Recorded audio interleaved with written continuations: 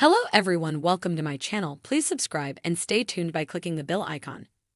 Even the Bear co-showrunner Joanna Callow was tempted to have Carmy and Sydney hook up. Callow, who talks with Theater about how the FX/Hulu breakout became the show of the summer 2 years in a row, ultimately agreed with creator Christopher Storer that the relationship should remain platonic and messy. Though The Bear returned for its widely praised second season earlier this summer, it's the show's first, and similarly lauded, 8-episode foray that was recently nominated for 13 Emmys, including one for Outstanding Comedy.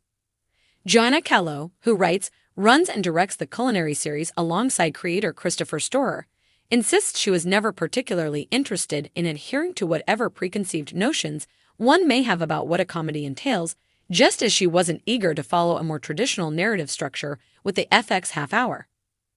Chris and I both felt that if we were going to add another show to the content heap, it needed to be different enough to be worth the internet space, she says via Zoom in early August. The shared philosophy yielded results. The Bear is arguably the show of the summer for its second consecutive year. Callow, who says she'll return to plotting a third season whenever the DOJ strike concludes, spoke candidly about the show's origins and impact in a wide-ranging conversation with TR. Without taking away from what was already there, because there was this magical energy, I knew I could help from a structure perspective. I'd learned a lot, especially at BoJack Horseman, about character arcs and season arcs.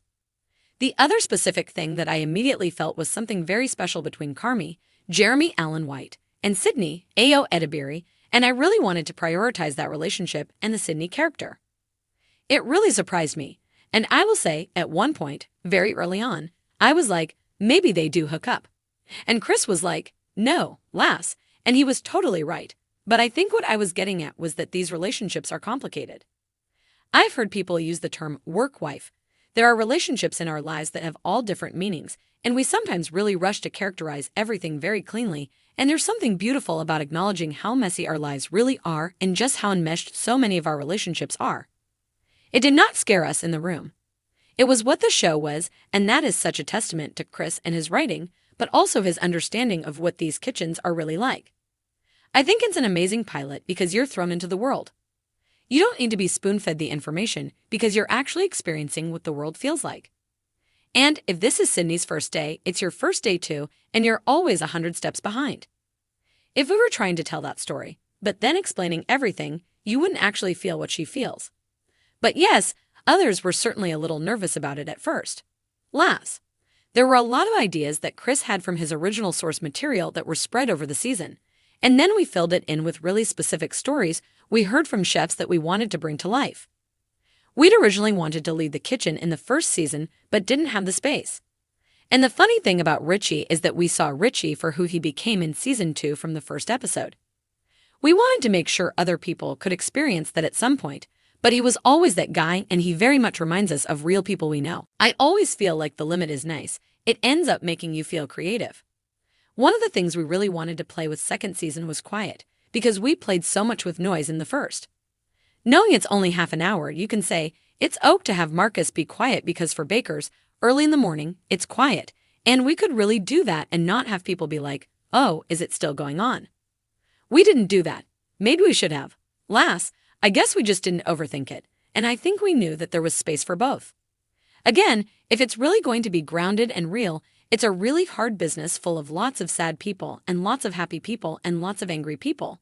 But there were always these ribbons of comedy running through, which felt more realistic to life. So I would say our guardrail was making things real, and that guided us to both. You would use comedy to deflect, right? I'm not using comedy to make you laugh. I'm using comedy to not have to say the sad thing that I don't want to say. We definitely learned how fascinating the true stories from chefs are. That was the real jumping-off point for us understanding how terrible opening a restaurant was, and that would create a lot of not just drama, but also interesting stories. And then, gosh, you just saw how good these actors were. Like Lionel Boyce, who plays Marcus, you saw how wonderful he was, and you wanted to watch him more. And obviously, Ebon is at the top of that list as well, which is why we wanted to give him his own episode and a real chance to shine. We 100% had those conversations and debated the different sides of that. To some extent, I think our actors are so good that we needed to have people that could hold their own. And that's not about fame. That's about just energy and passion. We knew we wanted someone iconic for the mom, but Jamie Lee Curtis is so much better than we could have asked for. And sometimes you need a face that you recognize in order to give the impact in these flashbacks that everyone knows this person. It was a mix, but there was a lot of who we do know that are nice and would be good. And Chris knows a lot of people. We actually had played with that idea a little bit. There were different versions of when he should go away, and it was really funny because Chris and I were talking one day and I was like, should he cut his hand open? We need to get rid of him. And Chris was like, I was thinking we could put him in a freezer.